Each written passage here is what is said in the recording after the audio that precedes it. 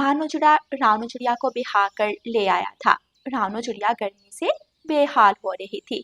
जंगल की सभी महिलाएं पक्षी रानू चिड़िया को देखने आई हुई थीं। माँ जी, क्या मैं ये गहने उतार दूं? मुझे बहुत गर्मी लग रही है। क्या नजर नहीं आ रहा तुझे? अभी सब पक्षी तुझे देखने आ रहे हैं। आराम से चुपचाप बैठी रह। रानू चिड़िया को बहुत तेज पसीना आ रहा था। मानो बेटा, जाकर स्टोर रूम से पंखा ले आ। गर्मी हो गई है काफी, पंखा लगा दे। मानो चिड़ा एक कठारा पंखा स्टोर रूम से लाता है और लगा देता है। शुक्र है पंखा तो लगा, वरना हमें तो लगा था आज गर्मी से मार दोगी आप हमें। चलो बहुत हो गया, अपने अपने मिठाई के डिब्बे उठाओ और अपने घरों को जाओ। सब महिलाएं पक्षी अपने अपने घरों को चली जाती हैं। चलते चलते अचानक पंखा रुक जाता है। रानू चिड़िया की सास पंखे को 2-3 पंख मारती है तो पंखा चलने लगता है। माँ जी, आप मानो जी के साथ क्यों नहीं आई? मेरी माँ बहुत पूछ रही थी आपका। अगर मैं भी साथ आ जाती तो पीछे घर की देखभाल कौन करता? अच्छा माँ जी, मुझे बहुत गर्मी लग रही है। क्या अब मैं उतार दूं गहने? हाँ, उतार ले और उतार कर मुझे पकड़ा देना। मैं अपने संदूक में संभाल कर रख लूंगी। रानू चिड़िया अपने गहने उतारती है और अपनी सास को पकड़ा देती है और रानू चिड़िया की सास गहने ले जाकर अपने संदूक में रख देती है। दहेज तो नहीं दिया इसकी माँ ने, चलो अच्छा है, गहने तो खूब दिए हैं। दिन गुजरने के साथ साथ गर्मी बढ़ती जा रही थी। एक दिन रानू चिड़िया अपनी सास से कहती है, माँ जी बहुत गर्मी लग रही है और ये पंखा तो कभी चलता है कभी रुक जाता है, क्यों ना हम एक नया पंखा ही ले लें। अगर ये शौक पूरे करने थे तो अपना जहेज लेकर आती, उसमें पंखा लाती या कूलर, हमें कोई समस्या ना होती। माँ जी, मेरी माँ ने जहेज नहीं दिया तो क्या हुआ? उन्होंने इतने सारे गहने दिए हैं, क्यों ना गहनों में से छोटी वाली अंगूठी बेचकर। अभी रानो इतना ही कहती है कि सास बोल पड़ती है, अपनी चोंच यहीं बंद कर ले बहू, हमारे यहाँ बहू का जेवर बेचने का कोई रिवाज नहीं है। क्या कहेंगे जंगल के पक्षी के बहू का जेवर बेचकर पंखा ले लिया। माँ जी, हमारे घर की बात है, जंगल के पक्षियों को कौन बताएगा? तुझे इतनी ही गर्मी लग रही है तो चल मेरे साथ चल, बड़े बरगद के पेड़ के नीचे तुझे ले जाती हूँ, ठंडी हवा चल रही होगी। फिर रानू चिड़िया की सास रानू चिड़िया को लेकर बरगद के बड़े पेड़ के नीचे आकर बैठ जाती है। वहाँ घर जैसी गर्मी तो नहीं थी, लेकिन गर्म हवा चल रही थी। गर्म हवा रानू चिड़िया के पंखों को और मुंह को जला रही थी। तभी वहाँ रानू चिड़िया की सास की एक सहेली आ जाती है। आ गई मेरी सहेली, कैसी हो? मैं तो एकदम बढ़िया हूँ, तुम बताओ कैसी है तुम्हारी बहू? तुम्हारी सेवा करती है या नहीं? सेवा तो करती है लेकिन बड़ी तेज है, कह रही थी अंगूठी बेचकर पंखा ले लेते हैं। मैंने तो साफ कह दिया कि हमारे घर ऐसा कोई रिवाज नहीं है। फिर तो बड़ी तेज है तुम्हारी बहू। रानू चिड़िया भी ये सब सुन लेती है और उसे समझ आ जाता है कि घर की बात जंगल के पक्षियों को कौन बताएगा। फिर शाम के समय रानू चिड़िया और उसकी सास घर वापस आ जाती हैं। ऐसे ही दिन गुजरते दिनों के साथ ही गर्मी भी बढ़ती जा रही थी। रानू चिड़िया की सास सारा दिन घोंसले में लेटी रहती और रानू चिड़िया को काम बताती रहती। बहू, बर्तन धो दिए? जी माँ जी, धो दिए। घर में झाड़ू लगाया? जी माँ जी, लगा दिया। और पोछा? माँ जी, कल तो लगाया था, अब कल लगाऊंगी फिर से। तू कब से तय करने लग गई कि तुझे क्या करना है? चल पोछा लगा। रानू चिड़िया रोज के तानों से तंग आ गई थी। रानू चिड़िया पोछा लगा ही रही थी कि चक्कर खाकर गिर जाती है। रानू चिड़िया की सास बुलबुल डॉक्टर को बुलाती है। बुलबुल डॉक्टर रानू चिड़िया का चेकअप करती है। बहुत बहुत बधाई हो, आपकी बहू उम्मीद से है। रात को रानू चिड़िया की सास ये खुशखबरी अपने बेटे को भी सुनाती है। रानू, आज से आप अपना ख्याल रखना, जिस भी चीज़ की ज़रूरत हो बिला झिझक बता देना। मानो जी, प्लीज एक कूलर ले लेते हैं हम, मैं इस गर्मी में अब और नहीं रह सकती। दिन ब दिन गर्मी तो बढ़ती जा रही है। ठीक है, मैं पता करता हूँ। मानो जी, मैं जानती हूँ आप अपनी भगाड़ से कूलर नहीं ले सकते, इसलिए मेरी छोटी अंगूठी बेच दें। फिर वही बात, एक बार की बात समझ में नहीं आती क्या? माँ, अगर रानू को कुछ हो गया तो हम क्या करेंगे इतने गहनों का? इसलिए प्लीज आप इस मामले में मत बोलें। कर दिया मेरे बेटे को मेरे खिलाफ, अब खुश होगी तू करम जली। माँ, बस भी करें। आप सारा दिन तो रानू से काम करवाती हैं और गर्मी जितनी है सबके सामने है। प्लीज मानो जी, आप मेरी वजह से माँ जी से ऐसे बात मत करें। रानो, आज से मैं आपका ख्याल रखूंगा।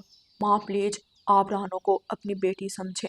अगर रानो की जगह आपकी बेटी होती तो क्या तब भी आप ऐसा व्यवहार रखती? फिर अगली सुबह से रानू चिड़िया की सास का व्यवहार रानू चिड़िया से कुछ अच्छा हो जाता है। शाम के समय मानो चिड़ा कूलर ले आता है। रानू चिड़िया स्विच लगाकर कूलर का बटन ऑन करती है। ठंडी हवा पूरे घर में फैल जाती है। ऐसा लग रहा है एसी लग गया घर में। अब तो गर्मी महसूस नहीं हो रही। मुझे पता होता इतना फायदा है इसका, मैं कब से ले लेती कूलर। मानो और रानो हंसने लग जाते हैं। अगली सुबह गोरी कवि उनके घर आती है। घर में कूलर लगा देखकर गोरी तो जल जाती है। आ गई आप बहू की बातों में, बेचती होगी अंगूठी। रानो बेटी, गोरी के लिए चाय लाओ। और गोरी, चाय पीकर अपने घर को जल्दी बनो।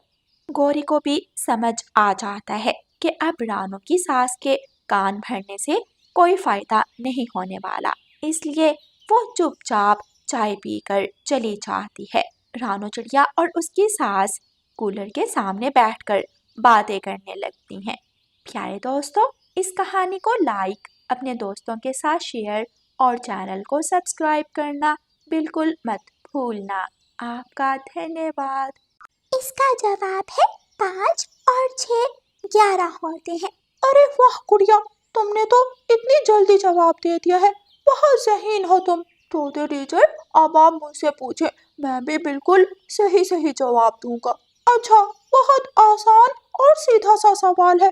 जग्गू, बारिश में हमें घोंसला में रहना चाहिए या फिर घर में? और इसका जवाब भी बहुत आसान और सीधा है।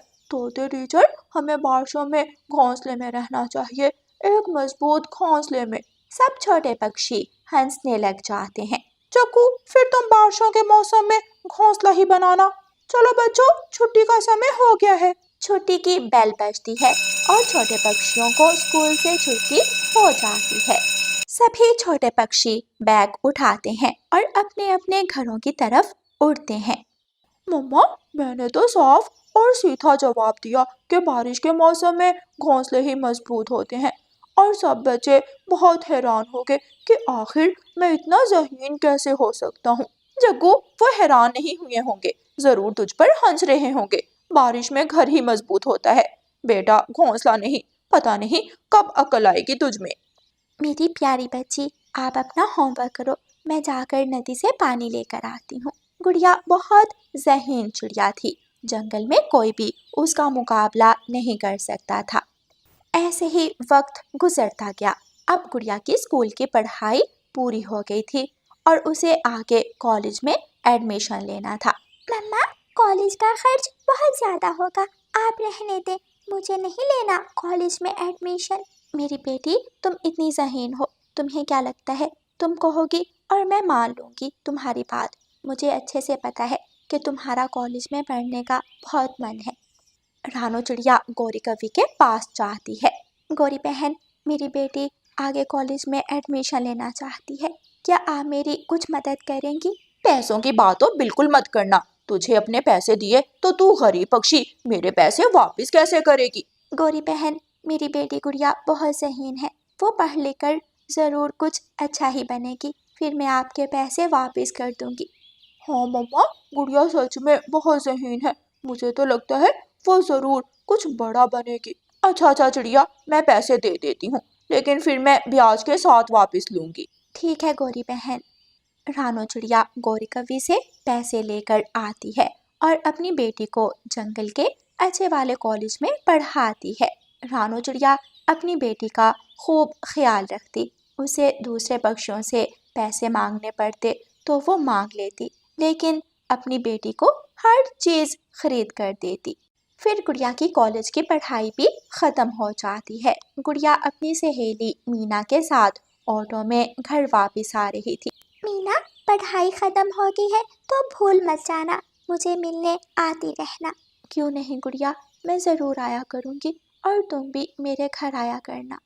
फिर गुड़िया अपने घर आ जाती है। गुड़िया बेटी, अब आगे आप क्या करना चाहती हो? मम्मा, हम अपना एक बिजनेस स्टार्ट करेंगे। लेकिन बेटी, उसके लिए तो बहुत सारे पैसे चाहिए होंगे। मम्मा, हम छोटे बिजनेस से शुरू करेंगे और फिर हमारा बिजनेस जैसे जैसे बढ़ता जाएगा खुद ही बड़ा बिजनेस बन जाएगा। एक बार फिर से रानू चिड़िया गौरी कवि के पास जाती है। गौरी बहन, मेरी बेटी की पढ़ाई मुकम्मल हो गई है, अब वो कोई बिजनेस करना चाहती है। रानो, मुझे बस ये बता कि वो तेरी बेटी है या मेरी? जब भी कोई परेशानी होती है तो तू मेरे पास आ जाती है। गौरी बहन, आपकी ज़मीन खाली पड़ी है, क्या आप वो ज़मीन मुझे दे सकती हैं किराए पर?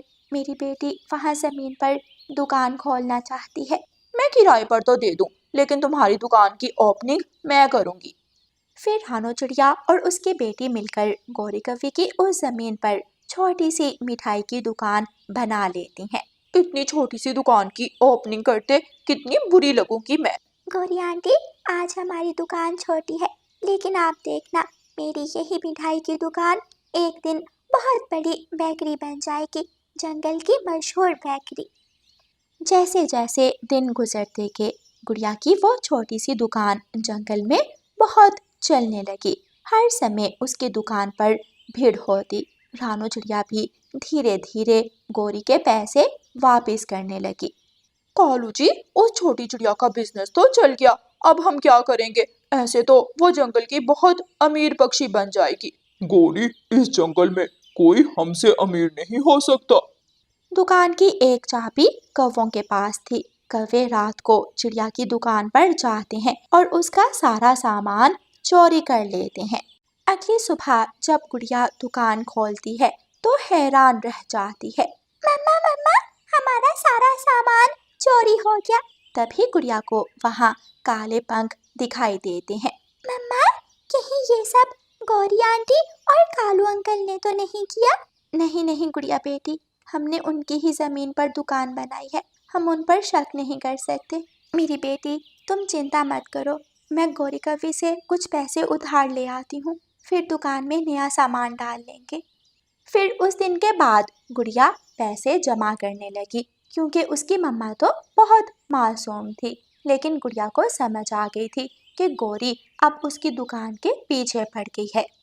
एक दिन तो हद हो गई, गौरी ने गुड़िया की दुकान जला दी।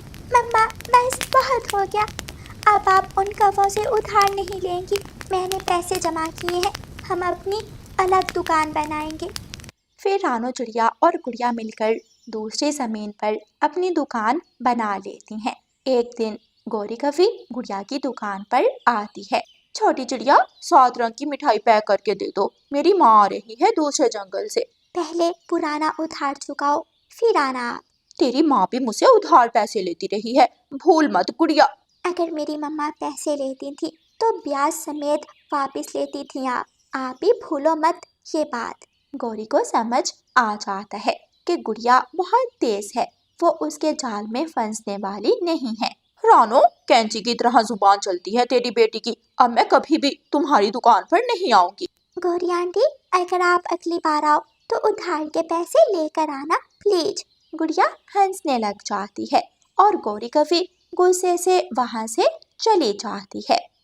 फिर गुड़िया की दुकान एक बड़ी बेकरी में बदल जाती है और गुड़िया अपनी मम्मा के लिए सुंदर सा घर भी बनाती है। दोनों माँ बेटी खुशी खुशी जीवन गुजारती हैं। प्यारे दोस्तों, इस कहानी को लाइक, अपने दोस्तों के साथ शेयर और चैनल को सब्सक्राइब करना बिल्कुल मत भूलना। आपका धन्यवाद।